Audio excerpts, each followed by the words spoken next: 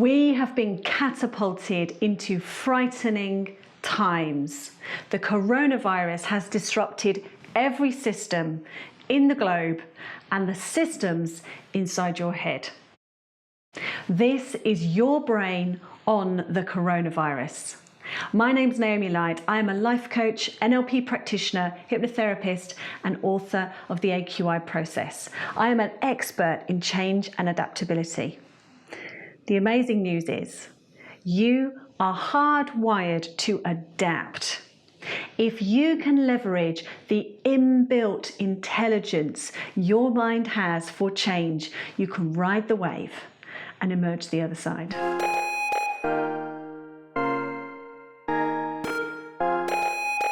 I want to share with you a webinar that I hosted this week.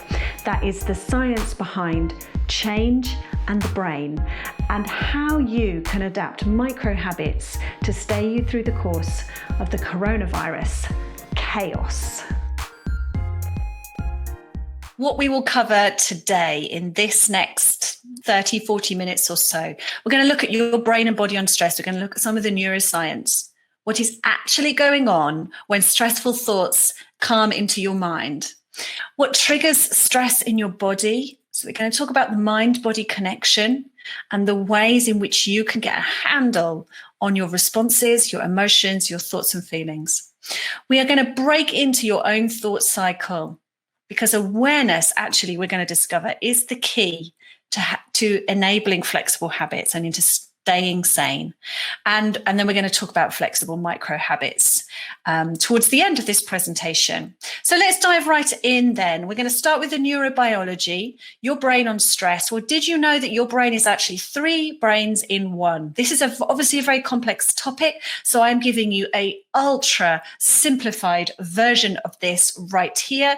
Just a few key facts that will help you understand what's going on inside your skull when thoughts are firing, when reactions are happening, when stress is rising. There are 3 brains in there that operate together in lots of complex ways. The first is your neocortex, front and top, which is responsible for planning, decision-making, logic, and reason. And guess what? When everything's changing, when there's uncertainty, decisions to be made, contingency plans to put in place, this area of your brain is critical for reasoning, for stress planning, for making decisions and adapting. We want to keep this online. This is like gold dust, being able to access and use this vital part of our brain. Then we have the limbic system, or the mammalian brain, which is to do with emotions and memory. And it makes connections, it feels and senses, it doesn't know the difference between fantasy and reality. And it's to do with the reward centers of our brain that keep us in actions that seem to be rewarding us in some way. So this is where a lot of our habit formation takes place, in the limbic. And then finally, the reptilian brain, or the lizard brain, as it's sometimes called.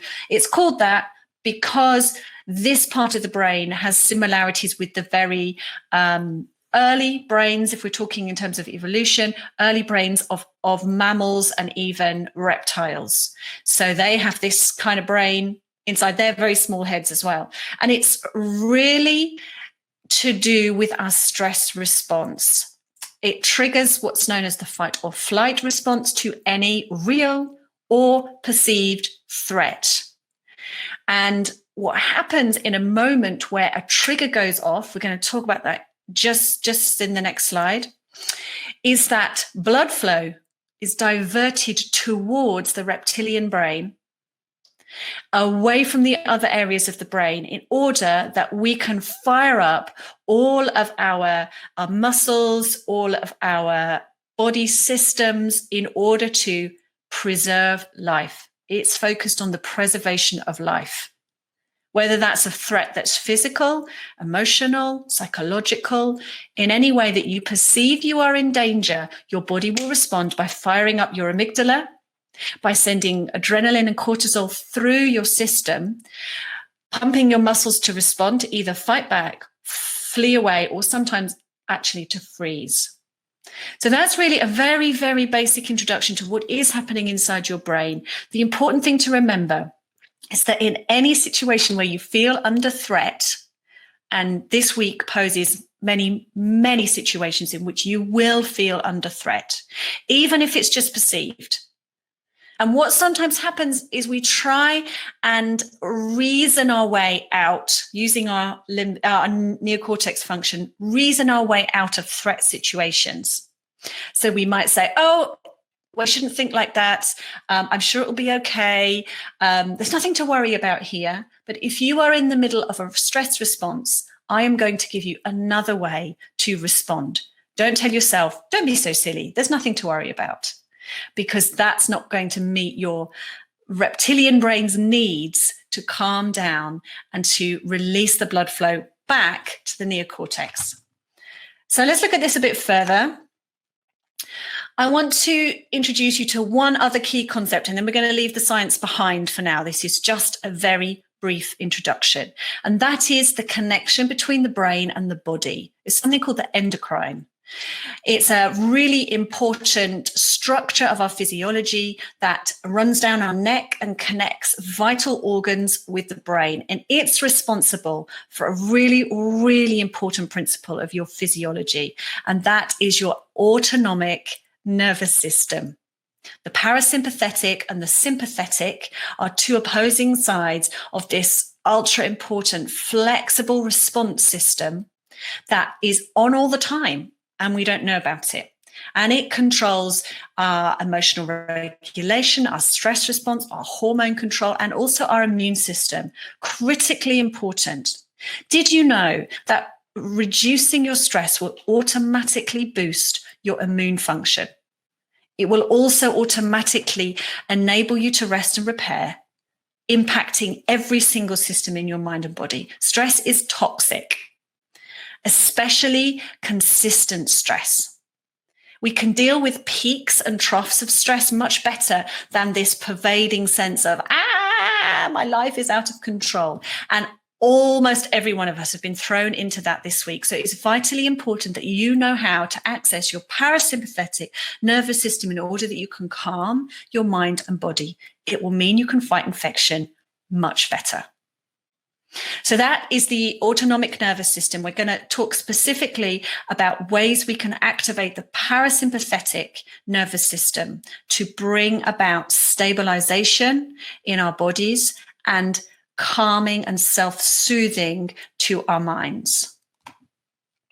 But let's talk practically then. That's the science behind it. But what's it actually like for you today, maybe in a stressful situation this week, anytime when you have triggered that response in your reptilian brain and adrenaline and cortisol and other hormones have been released into your body? Well, as just a few of the things. There are many things that might happen in your body.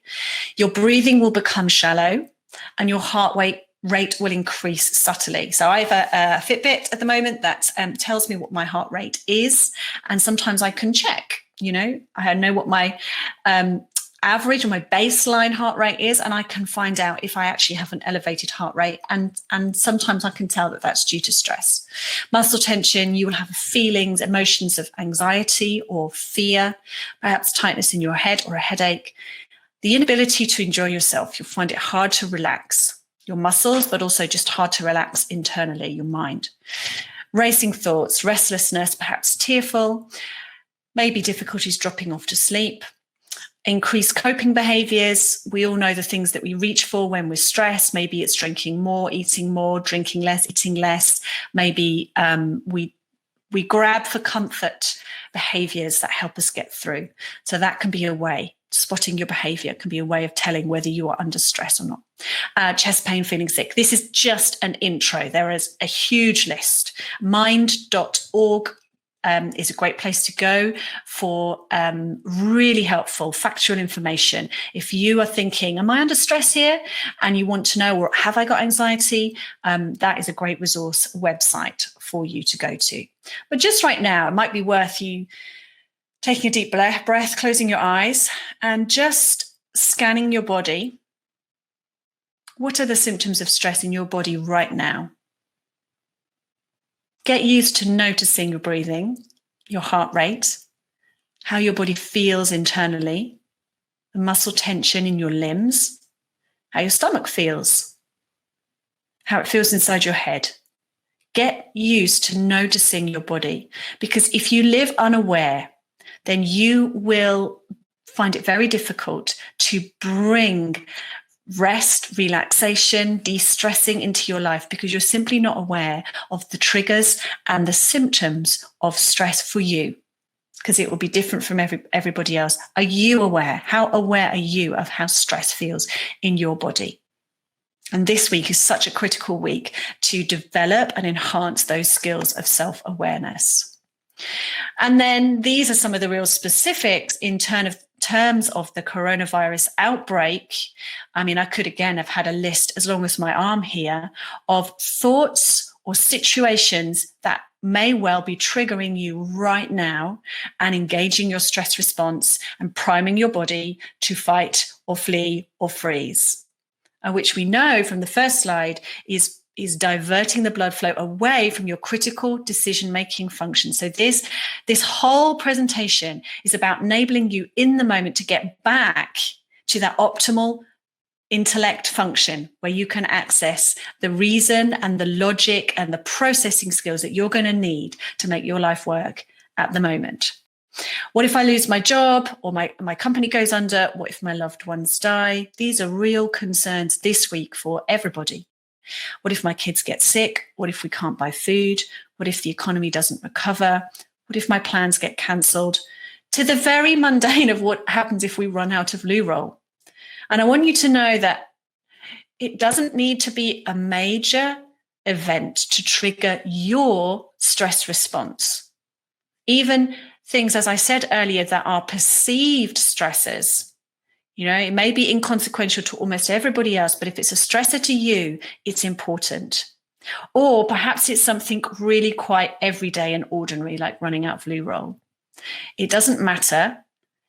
If you are finding that your heart rate is increasing, that your mouth is going dry, that your muscles are tensing, that's a stress response. You need to be aware in order that you can self-soothe and lead yourself into a place of being able to function well, of being able to think clearly and being able to utilize your resources to live your best life. The really great news is that inside our bodies and inside our minds, we have huge capabilities for thinking, for well-being, and our brains and bodies are actually optimized to heal themselves and to become more whole. Your mind is always looking to return to a place of homeostasis. That means normality and high function. And your body is always looking to rest and repair in order to increase and maintain your function. And there is a particular feature of your brain that is so critical at the moment, and that as you know about it, as I kind of teach you a little bit of the science, you can begin to work in ways that utilize this brain function. And for centuries, we thought, or at least for decades, we thought that our brains were fixed at birth and that there was very limited changes we could make after development. But we know now that this is not true. We have amazing technology that helps us look at brains and scan what's happening. And we've realized that brains have a feature of neuroplasticity, which just means like moldable. And they are endlessly moldable. And already you are adapting to your circumstances. They're changing all the time, and you are adapting to them right now, which is a really fantastic feature built into your hardwiring and your neurochemistry. And knowing that repeated thought processes, firing specific neurons in your brain repeatedly, will strengthen the actual connections, the fibers, the proteins in your brain will get enlarged and strengthened. The actual structure of your brain changes by repeated use. So the little phrase that I often tell people is neurons that fire together, wire together. Any pattern of thought, let's just say the thought that goes, You are more than enough for this situation. That thought, repeated over and over again, will strengthen the fibers in the brain in order that becomes more accessible, more deeply ingrained in your thinking, and informs your habits and choices. Does that make sense? It's immensely important that you understand this principle so that you can utilize the science of habit and the practice of micro habits that change your life.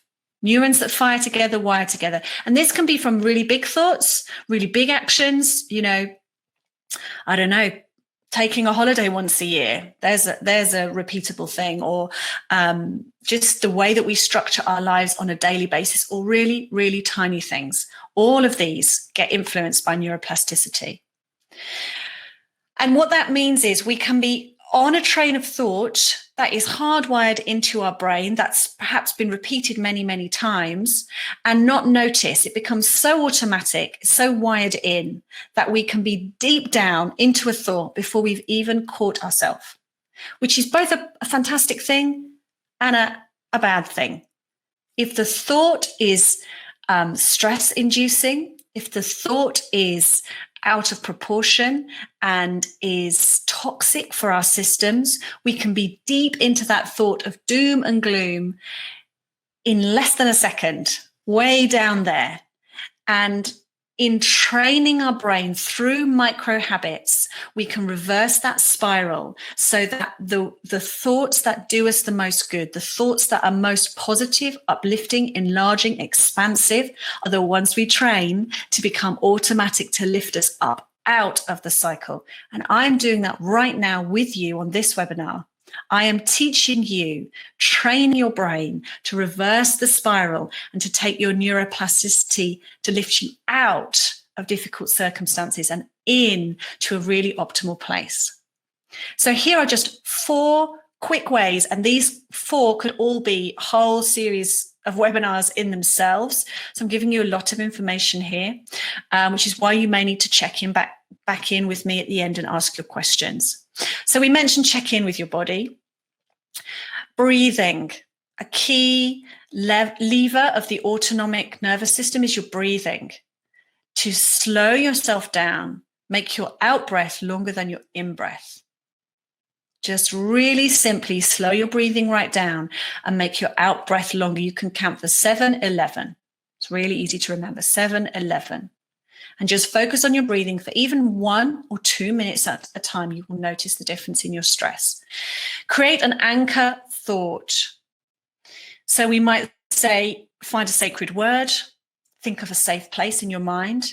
Any thought that takes you to somewhere that triggers thoughts of comfort, security, safety, positivity, love, warmth, affection. Now, it's quite easy to decide on one, but cultivating that regularity of use for your anchor thought does take time and practice. I have 1 or 2 that I've used so often that as soon as I say the word, think the thought, take myself back to that mental space, it has immediate positive benefits on my mind and body.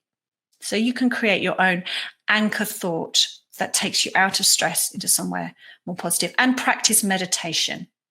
If you already have a practice of slowing, stilling, prayerfulness, centering, meditation, strengthen it and enhance it. If you don't have one, create one. It's seriously not very difficult. The big barriers are all up here. The I can't do it, I won't keep it up. Don't worry about any of those. Just start. Do something to break your cycle, to break the automaticness and the repetition of spiraling down into more and more darker or more stressful thoughts. Do something. Create a meditation practice. I've got lots more thoughts about this if you want to talk to me about that. And I just wanted to say at this point that available on my website right now is a resource that I call the 4-point instant calm tool. And it's optimized to be quickly accessible in moments of high stress so that it's memorizable, and you can take one of 4 routes out of a stressful situation, within seconds, you can begin to activate that autonomic nervous system to calm you down. So just go to naomilight.com/resources, scroll down a bit and find the 4-point instant calm tool, download it, print it out, put it by your bed, put it in your car, wherever you know you're going to need it, and use those 4 points to calm yourself down. So I'm going to give you a few micro habits here. Then we're going to talk a little bit about what micro habits are, what I mean by that. And I actually wanted to demonstrate a micro habit on the call, on the webinar, so that there's a visual for this, because I know I'm giving you a lot of detailed information and I could overload you. So if you don't remember any of this list, don't worry. You will remember the visual demonstration we're going to do in a moment. Micro habits specifically to combat stress, because you know you can habitualize every area of your life. In fact, I suggest you do. You carefully form good habits and you practice them regularly in every area of your life. Relationships, have automatic things that you just do. Serve one another, stay connected, forgive quickly, sort arguments out. Your physical life, mental hygiene, physical wellness, self-care, nutrition, exercise, your emotional, spiritual life. Just have habits that are carefully curated that suit you and you make automatic.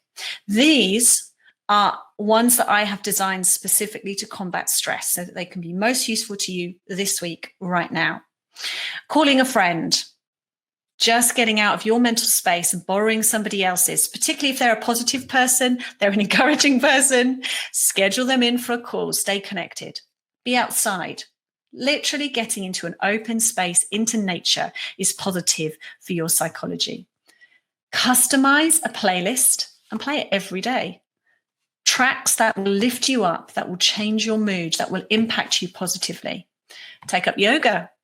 There's so many YouTube videos where you can simply practice adapting your body, moving your body into positive poses that will release energy. It's extremely powerful.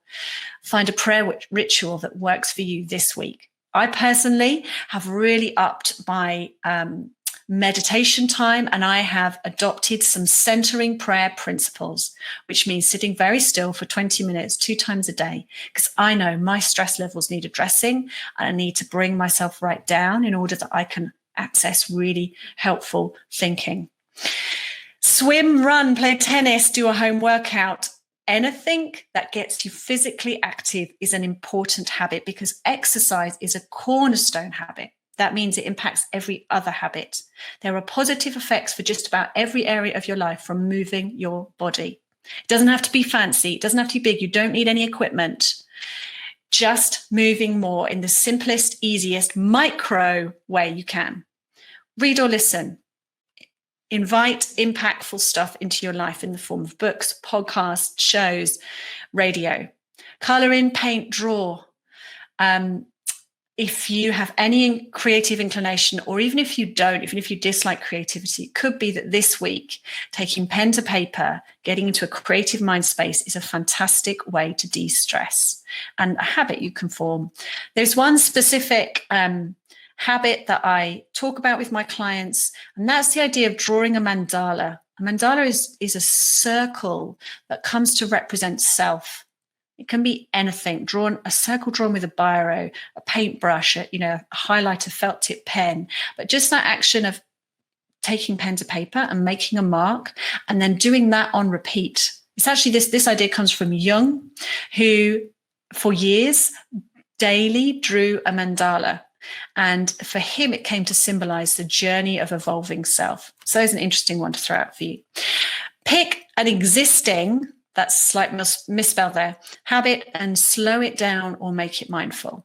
Maybe that you look out the window on the bus every morning on the way to college, and that's your habit. Do that, but do it mindfully. Become aware of your body, of yourself. Be fully in the present moment. Perhaps draw yourself back through breathing and do that habit, but make it more intentional. Slow it down. So there are some thoughts for you. But what I wanted to do right now was, rather than just talking about micro habits, I wanted to actually do one with you. And I'm going to light a candle, which is such a simple action that we all have done so many times and is accessible to all of us, because we've all got matches and we've all got candles. Because this way of demonstrating it, my candle's just gone out, is so basic and so almost childish that we dismiss it. But I'm hoping that what you'll see as I engage in this micro habit of lighting a candle, experiencing the sensations of light, warmth, color, smell, touch, and I allow my body to relax, my mind to become still. And actually, I can feel the emotion rising already as I do this. And just be in this moment with this very simple symbol of a candle and a flame. And for this to become an intentional and even sacred moment. And there isn't any one of us who couldn't light a candle every day. And perhaps we could create this as a habit amongst us, where daily, during this whole stressful time, we light a candle and we do it intentionally. We don't have to talk about it, don't have to make a great explanation, just doing the action and bringing our whole selves to it is positive. It changes us, it releases, and it allows our body and our mind to relax. So I'm going to put that there as a reminder for the rest of the webinar of that simple micro habit that you can pick up. If you don't remember anything else from this webinar, light a candle. So let's go back to where we were at. I have couple more things. We've been half an hour already. I have a few more things to show you, and then I'll sign out, and you can ask your questions or get in touch with me. The real important feature of habit making, it's really obvious, but it needs to be a daily practice. That's why micro habits are so helpful, because as soon as we try to commit to anything that's really stretching, that feels really overwhelming or is complicated, we're going to meet loads of resistance. If we just reduce it right down, very simply, I'm going to breathe more intentionally, and I'm going to do it every day for the next 3 weeks. 21 days is, in terms of scientifically and neurobiologically, is a significant time. By the time you've done 21 repetitions of anything, your brain has had a chance to wrap itself around it. The neuroplasticity has begun to work, and you will find it easier to continue that habit, and maybe even automatically continue that habit with little effort on your part. So whenever you start a micro habit, I want you to commit to 21 days of daily activity on your micro habit. Small things, lots of repetitions. I have a friend who says, be a good human and recycle your habits. Do things on repetition, intentionally, especially if they're really small. And I think the micro-ness of the habits is a really helpful principle. I certainly see it working in the lives of my clients. So what do I actually mean by micro habits and flexible habits especially? So I've looked into this a bit. I'm going to recommend a book to you on the next slide. That we tend to become quite rigid and locked into our thinking. And whilst discipline and 21 days of daily repetition is really important, if you can set out to give yourself flexibility, you can ride the waves of your peaks and troughs. Because as organic beings, as living beings, we don't flatline, we peak and trough. Our energy goes up and our energy comes down. And noticing your body will enable you to rise with the peaks and to fall with the troughs. It doesn't have to be the same every day to be a daily habit. So here's just 2 examples of horizontal flexibility, i.e. different ways to achieve the same goal, and vertical flexibility, i.e. different intensities according to your energy rhythms and just how you feel in the moment. So, for example, if I wanted a morning routine, and I've labeled them mini, plus, and elite. I've nicked this from Stephen Guys, who wrote Elastic Habits. We'll come on to that. But, you can call it whatever you like. There's a real lightweight. It's so easy that I almost would be daft not to do it. I can maintain that on a daily basis because it's so easy. 1 push-up. I mean, who can't do 1 push-up? 5 body squats, 1 yoga pose, and I brush my teeth.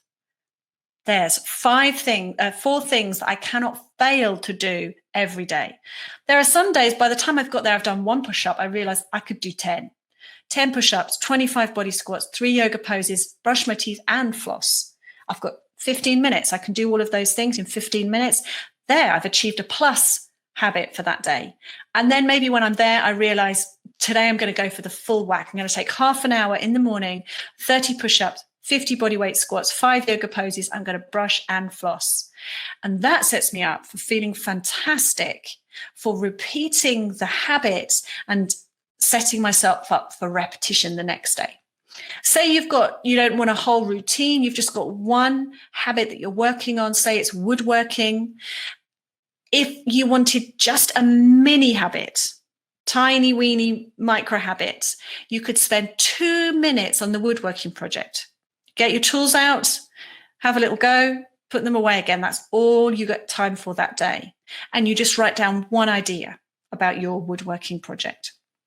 And you can see, again, you then flex these in terms of intensity, 20 minutes or 1 hour. Today I've got 1 hour. I'm going to spend it doing woodworking. I'm going to just do it. I'm going to push through the resistance because I believe in habits. I believe in discipline and forming these routines, working with my neurobiology to achieve greatness, whatever that looks like for you. So these ideas came straight out of a book that I've read called Elastic Habits. I recommend it to you. It's great. I think you can get an audio version of it. So if you've got a little bit of time to invest, read that book. If not, you can practice these habits anyway. You can think of anything that is an adjustment to your routine, something you do already, form it as a habit, do it mindfully, and work with your brain and body to achieve relaxation, control, and optimal mental function. And then I just wanted to, as I finish and bring this into land, I just wanted to read a post that I saw, I think it was perhaps yesterday or Monday, from Matt Haig, who's author of Notes on a Nervous Planet and Reasons to Stay Alive, about our response to the world in uncertainty and chaos and what we should do. He says, routines are everything.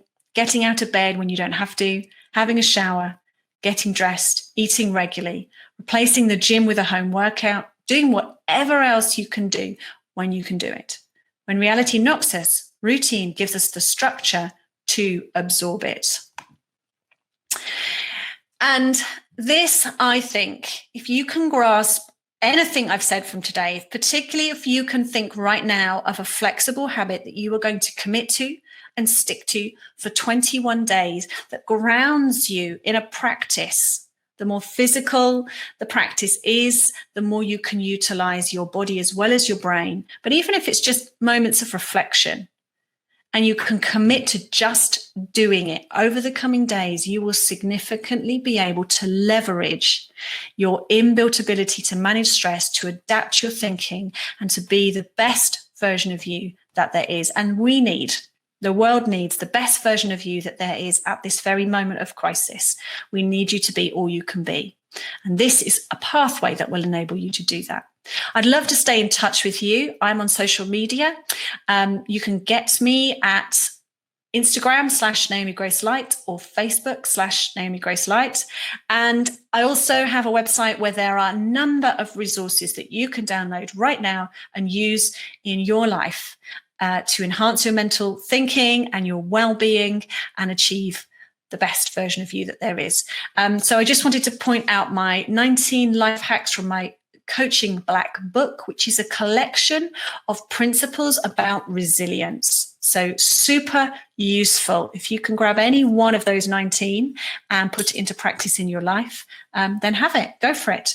Also subscribe to my YouTube channel for regular videos and connect back with me here on Wednesday webinar. I'd love to speak with you, to encourage you, to share with you, walk this journey of life with you, with all its ups and downs. So I wish you a wonderful Wednesday, or whatever is happening for you for the rest of the day. Take care and see you soon.